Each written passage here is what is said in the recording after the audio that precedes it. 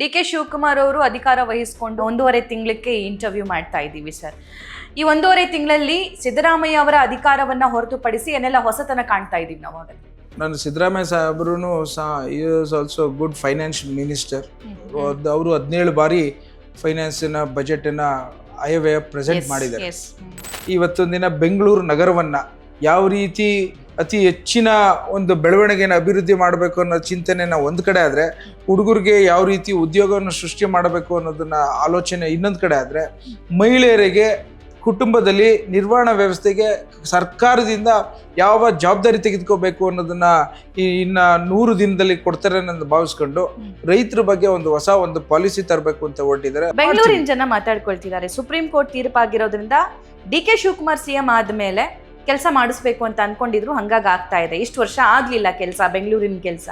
ನಿಮಗೆ ಗೊತ್ತಿದ್ದಂತೆ ಸುಮಾರು 6,000 ಕೋಟಿ ರೂಪಾಯಿ ಡಾಂಬರೀಕರಣಕ್ಕೆ ವಿಯೋಗ ಮಾಡಿದ್ರು. ಇವತ್ತಿನ ದಿನ ಪಾಟ್ರೋಲ್ಸ್ಗಳು ಒಂದು ಇಲ್ಲದಂಗೆ ನಿಲ್ಲಿಸಬೇಕು ಅಂತ ಹೊರಟಿದ್ದಂಥದ್ದು. ಇವತ್ತು ನಿಮಗೆ ಒಂದು ಉದಾಹರಣೆ ಹೇಳ್ತೇನೆ. ಏಷ್ಯಾದಲ್ಲೇ ಬಿಗ್ಗೆಸ್ಟ್ ಸೋಲಾರ್ ಪಾರ್ಕ್ ಮಾಡಿರೋದು ಒಂದು ಹಿಸ್ಟ್ರಿ ಇದೆ. ನಾನು ಎಲ್ಲ ಕಡೆ ಹೇಳ್ತಾ ಇರ್ತೀನಿ ಅದನ್ನ. ಇಷ್ಟು ವರ್ಷ ಅವ್ರಿಗೆ ಟಾರ್ ರೋಡ್ ನೆನಪಾಗ್ಲಿಲ್ವಾ, ರೋಡ್ ಸರಿ ಮಾಡೋದ್ ನೆನಪಾಗ್ಲಿಲ್ವಾ, ಇವಾಗ ಯಾಕೆ ಅಂತ ಏನಂತೀರಿ? ನೀವು ನಿಶ್ಚಿಂತೆ ಆಗಿರಿ, ಭಾಳ ತಾಳ್ಮೇಲಿರಿ. ಎಲ್ಲ ಪಕ್ಷದವರು ಈ ತರ ಬೆಳವಣಿಗೆ ಬೆಂಗಳೂರಲ್ಲಿ ತೋರಿಸಿದ್ರಲ್ಲ ಡಿ.ಕೆ. ಶಿವಕುಮಾರ್ ಸಾಹೇಬ್ರು ಅಂತ ಹೇಳಿ, modern city architect D K. Shivakumar ಅಂತ ವರ್ಡ್ ಬರ್ಲಿಲ್ಲ ಅಂದ್ರೆ ನಾನು ಮುಂದಿನ ದಿನ ರಾಜಕೀಯ ಬಿಡ್ತೀನಿ. 5 ವರ್ಷದಲ್ಲಿ ಬೆಂಗಳೂರಿಗೆ ಹೊಸ ಟಚ್ ಕೊಡಲಿದ್ದಾರೆ ಡಿ.ಕೆ. ಶಿವಕುಮಾರ್. ಅದಾಗದೇ ಇದ್ರೆ ನಾನು ರಾಜೀನಾಮೆ ಕೊಡ್ತೀನಿ ಅಂತ ಇಷ್ಟು ಕಾನ್ಫಿಡೆಂಟ್ಲಿ ಹೇಳಿದ್ರಿ ಸರ್. ಸರ್, ಇಷ್ಟೇ ಧೈರ್ಯದಿಂದ, ಇಷ್ಟೇ ಕಾನ್ಫಿಡೆಂಟ್ ಆಗಿ ನಮ್ಮವ್ರಿಗೆ ಯಾಕೆ ಸರ್ ಯಾರು ಪ್ರಾಮಿಸ್ ಮಾಡಲ್ಲ? ನಾವು ಬೆಂಗಳೂರನ್ನು ಒಂದು ಕಣ್ಣಲ್ಲಿ ಇಟ್ಕೊಂಡು ಬೆಳೆಸ್ಕೊಂಡು ಹೋದಂಗೆ ಈ ರೀತಿ ನೀವು ಉತ್ತರ ಕರ್ನಾಟಕ ಆಗಲಿ, ಕಲ್ಯಾಣ ಕರ್ನಾಟಕ ಆಗಲಿ, ಇನ್ನಿತರ ಕರ್ನಾಟಕದ ಗಡಿ ಭಾಗಗಳನ್ನು ಬೆಳೆಸುವಂಥ ಜವಾಬ್ದಾರಿ ನಮ್ಮ ಕೈಲಿದೆ 100%. ಅದನ್ನು ಡಿ.ಕೆ. ಶಿವಕುಮಾರ್ ಸಾಹೇಬರು ಮುಖ್ಯಮಂತ್ರಿಯಾಗಿ ನಿಮಗೆ ಸಮಾಧಾನಕರವಾದಂಥ ಅಭಿವೃದ್ಧಿನ 2 ವರ್ಷದಲ್ಲಿ ತೋರಿಸ್ತಾರೆ ಅನ್ನೋದನ್ನ ಹೇಳಬಲ್ಲೆ ನಾನು. ಅದೊಂದು ಮಾಡಿಬಿಡಿ ಸರ್, ನೀವು ಇದ್ದಲ್ಲಿ ಬಂದು ಜನ ನಿಮಗೆ ಥ್ಯಾಂಕ್ಸ್ ಹೇಳಿ ಹೋಗ್ತಾರೆ. ಅಫ್ಕೋರ್ಸ್ ನಿಮ್ಮ ಥ್ಯಾಂಕ್ಸ್ಗೆ ವೆಯ್ಟ್ ಮಾಡ್ತೀರ. ಡಿ.ಕೆ. ಶಿವಕುಮಾರ್ ಅವರು ಅಧಿಕಾರ ವಹಿಸಿಕೊಂಡು 1.5 ತಿಂಗಳಿಗೆ ಇಂಟರ್ವ್ಯೂ ಮಾಡ್ತಾ ಇದ್ದೀವಿ ಸರ್. ಈ 1.5 ತಿಂಗಳಲ್ಲಿ ಸಿದ್ದರಾಮಯ್ಯ ಅವರ ಅಧಿಕಾರವನ್ನ ಹೊರತುಪಡಿಸಿ ಏನೆಲ್ಲ ಹೊಸತನ ಕಾಣ್ತಾ ಇದ್ದೀವಿ ನಾವು. ಹಾಗಾದ್ರೆ ನಾನು ಸಿದ್ದರಾಮಯ್ಯ ಸಾಹೇಬ್ರು is also good financial minister. Finance ವಿಚಾರದಲ್ಲಿ ಫಿನಾನ್ಸ್ ಯಾವ ರೀತಿ ಮಾಡಬೇಕು ಅನ್ನೋದನ್ನ ನಿರ್ವಹಣಾ ವ್ಯವಸ್ಥೆನ ಹೇಳ್ಕೊಟ್ಟರು ಅವರು 17 ಬಾರಿ ಫೈನಾನ್ಸಿನ ಬಜೆಟನ್ನು ಆಯವ್ಯಯ ಪ್ರೆಸೆಂಟ್ ಮಾಡಿದ್ದಾರೆ. ಇವತ್ತು ಡಿ.ಕೆ. ಶಿವಕುಮಾರ್ ಸಾಹೇಬರು ಸಿದ್ದರಾಮಯ್ಯ ಸಾಹೇಬ್ರಿಗೂ ಒಂದು ರೀತಿಯ ಅವ್ರದೇ ಒಂದು ಸ್ವರೂಪ, ಇವ್ರದೇ ಒಂದು ಸ್ವರೂಪ. ಅವರು ಎಲ್ಲ ರೀತಿಲೂ ಅವರ ಮ್ಯಾನೇಜ್ಮೆಂಟು ವ್ಯವಸ್ಥೆ ಚಿಂತನೆ ಒಂದು ಕಡೆ ಇದ್ರೆ, ಇವರು ಡಿ.ಕೆ. ಶಿವಕುಮಾರ್ ಸಾಹೇಬ್ರದ್ದು ಆಧುನಿಕ ಚಿಂತನೆಗಳನ್ನು ಬಹಳಷ್ಟು ಕಾಣ್ತಾ ಇದ್ದೀನಿ.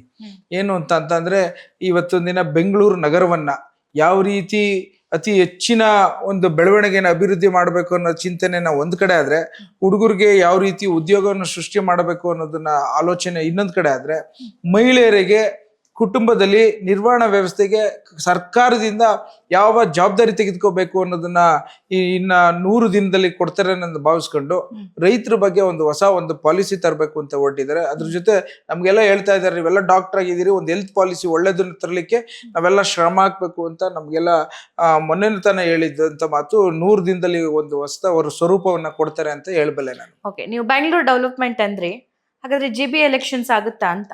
ಅಫ್ಕೋರ್ಸ್ ಮಾಡ್ತೀವಿ. ಎಲೆಕ್ಷನ್ ಆಗುತ್ತಾ? ನನಗೆ ಇಂಥ ಟೈಮು ಅಂತ ಹೇಳಲಿಕ್ಕಿಲ್ಲ. ಅದನ್ನ ಎಲ್ಲಾನು ಏನೇನು ನಿಮ್ಗೆ ಗೊತ್ತಿದೆ, ಅದು ಕೆಲವು ಏನು ರಿಸರ್ವೇಶನ್ ವಿಚಾರ, ಸುಪ್ರೀಂ ಕೋರ್ಟ್ ತೀರ್ಪಿದೆ ಸರ್, ತೀರ್ಪು ಇದೆ. ಅದ್ರ ಪ್ರಕಾರ ಸರ್ಕಾರದವರು ತೀರ್ಮಾನ ರೆಡಿ. ಸರ್ಕಾರದವ್ರು ರೆಡಿ ಇದ್ದಾರೆ. ಅದು ಆದಂತ ಕೆಲವು ವ್ಯತ್ಯಾಸಗಳ ಗೊಂದಲಗಳನ್ನು ನಿವಾರಣೆ ಮಾಡ್ಕೊಂಡು ಬೆಂಗಳೂರಿನ ಜನ ಮಾತಾಡ್ಕೊಳ್ತಿದ್ದಾರೆ, ಸುಪ್ರೀಂ ಕೋರ್ಟ್ ತೀರ್ಪಾಗಿರೋದ್ರಿಂದ ಡಿ.ಕೆ. ಶಿವಕುಮಾರ್ ಸಿಎಂ ಆದ್ಮೇಲೆ ಕೆಲಸ ಮಾಡಿಸ್ಬೇಕು ಅಂತ ಅನ್ಕೊಂಡಿದ್ರು, ಹಂಗಾಗಿ ಆಗ್ತಾ ಇದೆ. ಇಷ್ಟು ವರ್ಷ ಆಗ್ಲಿಲ್ಲ ಕೆಲಸ, ಬೆಂಗಳೂರಿನ ಕೆಲಸ. ಇಷ್ಟು ವರ್ಷ ಅವ್ರಿಗೆ ಟಾರ್ ರೋಡ್ ನೆನಪಾಗ್ಲಿಲ್ವಾ, ರೋಡ್ ಸರಿ ಮಾಡೋದ್ ನೆನಪಾಗ್ಲಿಲ್ವಾ, ಇವಾಗ ಯಾಕೆ ಅಂತ ಏನಂತೀರಿ? ಡಿ.ಕೆ. ಶಿವಕುಮಾರ್ ಸಾಹೇಬರು ಯಾವಾಗ ಬ್ಯಾಂಗ್ಳೂರ್ ಡೆವಲಪ್ಮೆಂಟ್ ಇನ್ಚಾರ್ಜ್ ತಗೊಂಡ್ರು, ಅವತ್ತಿನ ದಿನದಿಂದನೂ ಬಹಳಷ್ಟು ಪ್ರಾಜೆಕ್ಟ್ಗಳನ್ನ ತಂದು ಇವತ್ತಿನ ದಿನ ಟೆಂಡರ್ ಹಂತಕ್ಕೆ ತಂದು ಬಿಟ್ಟಿದ್ದಾರೆ. ನಿಮ್ಗೆ ಗೊತ್ತಿದ್ದಂತೆ ಸುಮಾರು 6,000 ಕೋಟಿ ರೂಪಾಯಿ ಡಾಂಬರೀಕರಣಕ್ಕೆ ವಿಯೋಗ ಮಾಡಿದ್ರು. ಇವತ್ತಿನ ದಿನ ಪಾಟ್ರೋಲ್ಸ್ಗಳು ಒಂದು ಇಲ್ಲದಂಗೆ ನಿಲ್ಲಿಸಬೇಕು ಅಂತ ಹೊರಟಿದ್ದಂಥದ್ದು. ಇವತ್ತು ನಿಮಗೆ ಒಂದು ಉದಾಹರಣೆ ಹೇಳ್ತೇನೆ. ಹಿಂದೆ ಡಿ.ಕೆ. ಶಿವಕುಮಾರ್ ಸಾಹೇಬ್ರು ಹಲವಾರು ಪ್ರಾಜೆಕ್ಟ್ಸ್ಗಳಲ್ಲಿ ಏಷ್ಯಾದಲ್ಲೇ biggest solar Yes, park yes. ಮಾಡಿರೋದು ಒಂದು ಹಿಸ್ಟ್ರಿ ಇದೆ. Yes. ನಾನು ಎಲ್ಲಾ ಕಡೆ ಹೇಳ್ತಾ ಇರ್ತೀನಿ ಅದನ್ನ.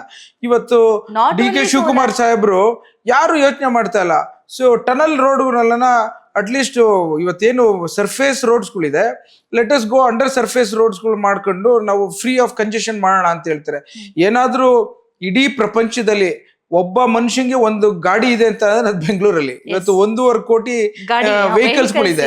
ಅದನ್ನ ಹ್ಯಾಂಡಲ್ ಮಾಡ್ಬೇಕಾದ್ರೆ ಏನ್ ಸಾಮಾನ್ಯದ ಮಾತಾ? ಅದೇ ರೀತಿ ಜನರು ಸಹ ಇವತ್ತು ಪ್ರತಿಯೊಂದು ಕಡೆನೂ ಅವ್ರದೇ ಆದಂತ ಬೆಳವಣಿಗೆ ಮಾಡ್ಕೊಂಡು ಎಲ್ಲೋ ಒಂದ್ ಕಡೆ ಫುಟ್ಪಾತ್ ಎಂಕ್ರೋಚ್ ಮಾಡ್ತಾ ಇದ್ದಾರೆ.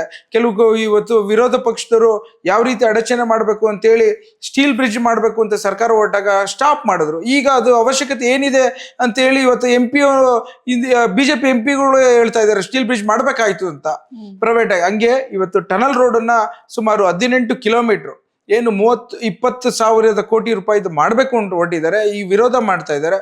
ಇನ್ನು ಅದನ್ನ ಮಾಡೇ ತೀರ್ತಾರೆ ನಮ್ಮ ಮುಖ್ಯಮಂತ್ರಿಗಳು. ಅದನ್ನ ಇನ್ನು 5 ವರ್ಷದಲ್ಲಿ ನಿಮ್ಮ ಆದಿಯಾಗಿ ಎಲ್ಲಾ ಪಕ್ಷದವರು ಈ ತರ ಬೆಳವಣಿಗೆ ಬೆಂಗಳೂರಲ್ಲಿ ತೋರಿಸಿದ್ರಲ್ಲ ಡಿ ಕೆ ಶಿವಕುಮಾರ್ ಸಾಹೇಬ್ರು ಅಂತ ಹೇಳಿ, ಯಾವ ರೀತಿ SM ಕೃಷ್ಣ ಅವ್ರನ್ನ ಸಿಲಿಕಾನ್ ಚೀಫ್ ಮಿನಿಸ್ಟರ್ ಅಂದ್ರು, ಅದೇ ರೀತಿ ಇವತ್ತಿಂದ ನಮ್ಮ modern city architect D K Shivakumar ಅಂತ ವರ್ಡ್ ಬರ್ಲಿಲ್ಲ ಅಂದ್ರೆ ನಾನು ಮುಂದಿನ ದಿನ ರಾಜಕೀಯ ಬಿಡ್ತೀನಿ. ಹೌದಾ? ಅಫ್ಕೋರ್ಸ್. ಯಾಕೆಂದ್ರೆ ನಾನು ಹತ್ರದಿಂದ ನೋಡ್ತಾ ಇದ್ದೀನಿ. ಅವರ ಚಿಂತನೆ ನನ್ಗೆ ಗೊತ್ತಿದೆ. ಅವ್ರು ಯಾವ ರೀತಿ ನಟ ಹಿಡಿದು ಕೆಲಸ ಮಾಡೋದು ಗೊತ್ತಿದೆ. ಇವತ್ತಿನ ದಿನ ಬೆಂಗಳೂರು ಜನರಿಗೆ ಒಂದು ಮಾತನ್ನ ಹೇಳಿಕ್ಕೆ ಇಚ್ಛೆ ಪಡ್ತೇನೆ. ನೀವು ನಿಶ್ಚಿಂತೆ ಆಗಿರಿ, ಬಹಳ ತಾಳ್ಮೇಲಿರಿ. ಸದ್ಯದಲ್ಲೇ ನಿಮಗೆ ಒಳ್ಳೆ ಪ್ರಾಜೆಕ್ಟ್ ಕೊಟ್ಟು ಅದನ್ನ ಕೆಲಸ ಮಾಡೇ ತೀರ್ತಾರೆ ನಮ್ಮ ನಾಯಕರಾದಂತ ಡಿ ಕೆ ಶಿವಕುಮಾರ್ ಸಾಹೇಬ್ರು ಅಂತ ನಿಮ್ಮ ಮೂಲಕ ನಾನು ಎಲ್ಲರಿಗೂ ಹೇಳಲಿಕ್ಕೆ ಇಚ್ಛೆ ಪಡ್ತೇನೆ. ಓಕೆ, ಸೊ ಈ ಬೆಂಗಳೂರಿನ ಬಗ್ಗೆ ಮಾತಾಡಿದ್ರಿ. ನಾನು ಮತ್ತೊಂದು ವಿಚಾರ ಕೇಳಬೇಕು, ಬಟ್ ಟನಲ್ ಕ್ವಶನ್ ಕೇಳ್ಬಿಡ್ತೀನಿ ಸರ್. ಟನಲ್ ಹೋಲ್ಡ್ ಮಾಡುವಷ್ಟು ಕೆಪಾಸಿಟಿ ನಮ್ಮ ಬೆಂಗಳೂರಿನ ಭೂಮಿಗಿದೆಯಾ? ಟೆಕ್ನಿಕಲ್ ಡೀಟೇಲ್ಸ್ಗಳು ನಾನು let me make it scientific. Let me explain to you. Yes. One simple example. See, science is so much advanced. Whoever are questioning about the soil, erosions, see, I think they are still way behind the modern science. See, ಇವತ್ತು ದಿನ BJP ಅವರು ಹೋಗ್ಬಿಟ್ಟು ಹಿಮಾಲಯ ಪರ್ವತದಲ್ಲಿ ನಾನು tunnel ಮಾಡ್ತೀನಿ ಅಂತ ಹೋದಂತ ಸಂದರ್ಭದಲ್ಲಿ ಅಂತ ಹಿಮಾಲಯ ಅರ್ಥಕ್ವೇಕ್ ಆಗೋ ಸಂದರ್ಭದಲ್ಲಿ ಮಾಡಕ್ ಅವಕಾಶ ಇದ್ದಾಗ ಸ್ವಿಟ್ಜರ್ಲ್ಯಾಂಡ್ ಅಲ್ಲಿ ಮತ್ತು ಸ್ವೀಡನ್ ಅಲ್ಲಿ ಮತ್ತು ಸಿಂಗಾಪುರ್ ಅಲ್ಲಿ ಟನಲ್ಗಳು ಮಾಡ್ಲಿಕ್ಕೆ ಕಷ್ಟ ಇದ್ದಂಥದನ್ನ modern science has made it ಅಂದಾಗ why can't you do it in Bangalore? I assure you that as a science student whatever it come, ನೀವು ಸಾಯಿಲ್ ಲೂಸ್ ಇದೆ, ಎರೋಷನ್ ಇದೆ, ಅವನ್ನೆಲ್ಲ ರೆಕ್ಟಿಫೈ ಮಾಡೋ ಅಷ್ಟು ವಿಜ್ಞಾನ ಬೆಳೆದಿದೆ. ದಯವಿಟ್ಟು ಇದನ್ನ ಅರ್ಥ ಮಾಡ್ಕೊಳ್ಳಿ. ನೀವು ವಿರೋಧ ಮಾಡ್ಲಿಕ್ಕೋಸ್ಕರ ನಾನಾ ತರ ವಿಚಾರಗಳನ್ನ ತಂದು ಅಡಚಣೆ ಮಾಡೋದು BJP ಅವರು JDS ಅವ್ರು ಬಿಟ್ರೆ, ನೀವು ಈ ಚಿಂತನೆಯನ್ನ ಹೊರಗಡೆ ಬಂದು ಇದನ್ನ ನಾವು ಮಾಡ್ಲಿಕ್ಕೆ ಅವಕಾಶ ಮಾಡೋಂಥದಕ್ಕೆ ಸಹಕಾರ ಕೊಟ್ರೆ ಬೆಂಗಳೂರು ವಿನೂತನವಾಗಿ ಒಂದು ಹೊಸ ಬೆಂಗಳೂರಾಗಿ ಮಾರ್ಪಾಡಾಗುತ್ತೆ ಅನ್ನೋದಕ್ಕೋಸ್ಕರ ನಾನು ನಿಮ್ಮಲ್ಲಿ ಕೇಳಬಲ್ಲೆ. ಓಕೆ, 5 ವರ್ಷದಲ್ಲಿ ಬೆಂಗಳೂರಿಗೆ ಹೊಸ ಟಚ್ ಕೊಡಲಿದ್ದಾರೆ ಡಿ ಕೆ ಶಿವಕುಮಾರ್. ಅದಾಗದೇ ಇದ್ರೆ ನಾನು ರಾಜೀನಾಮೆ ಕೊಡ್ತೀನಿ ಅಂತ ಇಷ್ಟು ಕಾನ್ಫಿಡೆಂಟ್ಲಿ ಹೇಳಿದ್ರಿ ಸರ್. ಉತ್ತರ ಕರ್ನಾಟಕ ಭಾಗದವಳಾಗಿ ನಾನು ಒಂದು ಕ್ವೆಶ್ಚನ್ ಕೇಳ್ತೀನಿ ಸರ್. ಇಷ್ಟೇ ಧೈರ್ಯದಿಂದ, ಇಷ್ಟೇ ಕಾನ್ಫಿಡೆಂಟ್ ಆಗಿ ನಮ್ಮವ್ರಿಗೆ ಯಾಕೆ ಸರ್ ಯಾರು ಪ್ರಾಮಿಸ್ ಮಾಡಲ್ಲ? ಏನ್ ಮಾಡಿದೀವಿ ನಾವು? ನಾನು ಅದಕ್ಕೆ ಒಂದು ಮಾತು ಹೇಳ್ತೇನೆ. C, every region has to be supported by the government. ನೀವು ಯಾವುದು ಕೆಲವು ಅಂಡರ್ ಪರ್ಫಾರ್ಮೆನ್ಸ್ ಇರುತ್ತೆ, ಕೆಲವು ಓವರ್ ಪರ್ಫಾರ್ಮೆನ್ಸ್ ಇರುತ್ತೆ. ಇವತ್ತು ಬೆಂಗಳೂರು ಇಟ್ಸ್ ಜಾಗತಿಕ ಒಂದು ನಗರ. ಅದು ಇಡೀ ಯೂನಿವರ್ಸ್ ಇಸ್ ಸೀಯಿಂಗ್ ದಟ್. ಅದನ್ನ ಬೆಳೆದಿರೋದಕ್ಕೆ 10% ಪುಷ್ಟಿ ಕೊಟ್ರೆ ಅದು 90% ವೇಗವಾಗಿ ಹೊರಟೋಗುತ್ತೆ. ಅದೇ ಈಗ ಹೊರಗಡೆ ಪೆರಿಫೆರಿಯಲ್ಲಿ ಇರೋಂಥ ಕರ್ನಾಟಕದಲ್ಲಿ ಅದಕ್ಕೆ 90% ಕೊಟ್ಟು ಪುಷ್ ಒಂದು 10% 20% ವೇಗ ಹಿಡಿಯುತ್ತೆ. ಹಾಗಂತ ನಾವು ನೆಗ್ಲೆಕ್ಟ್ ಮಾಡೋಂಗಿಲ್ಲ.